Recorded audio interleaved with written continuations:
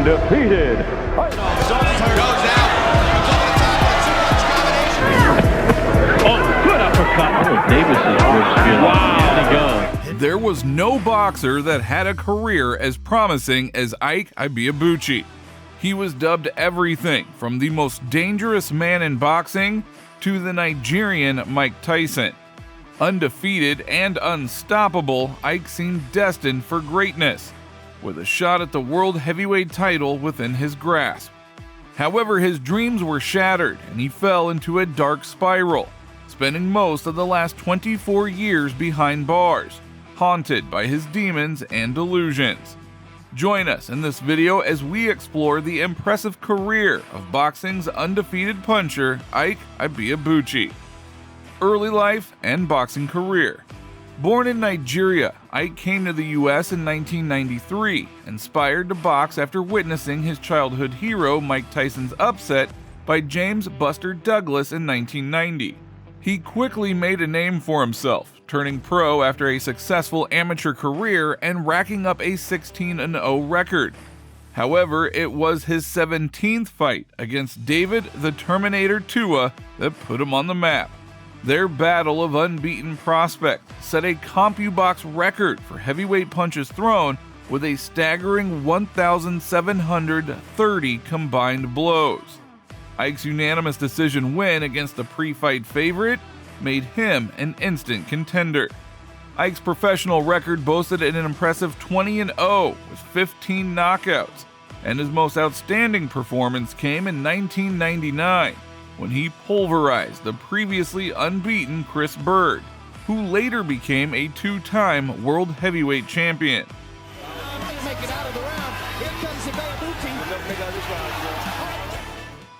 Ike's legendary fight with David Tua.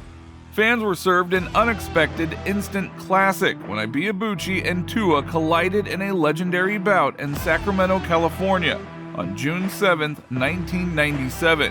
Combinations. Uppercut for Ibeabuchi. Warren. Jim early in the fight. Now Tua begins. Though lesser known, Ibeabuchi's undefeated record of 16-0 hinted at his potential, while Tua's devastating victories had earned him comparisons to boxing greats like Rocky Marciano and Mike Tyson. From the very first bell, the clash became a non-stop, relentless exchange of blows, both men willing to push through any pain to claim victory. It was a heavyweight barn burner, a slugfest of epic proportions. No quarter was given, and neither fighter could put a dent in the other. Punch stat records were shattered, and spectators were left in awe of the epic display of courage and determination. But as the rounds wore on, it became clear that Ibeabuchi was paying a heavy price for his extraordinary effort. Despite winning via unanimous decision, he had given too much. Unknown to anyone, his brain suffered from trauma that scans failed to detect. The aftermath of the fight revealed a dark reality for Ibeabuchi.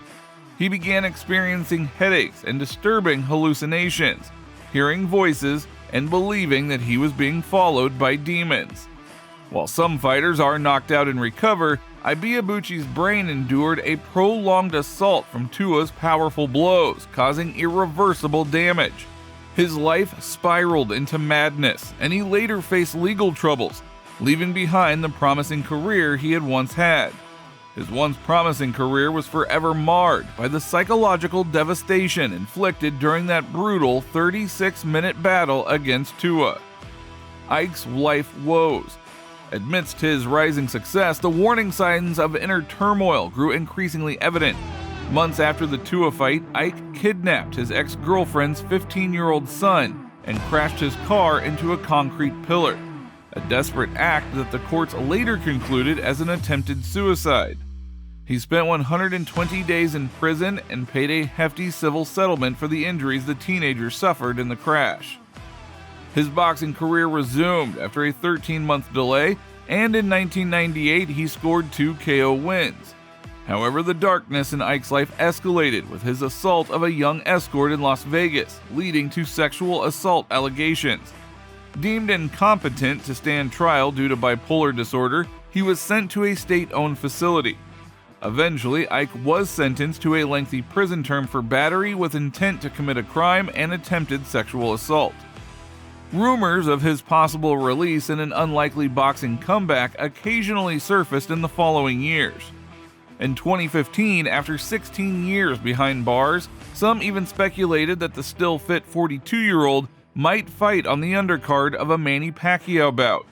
However, these dreams were shattered when he was rearrested in April of 2016 for violating the conditions of his probation, permanently putting an end to any talk of a ring return.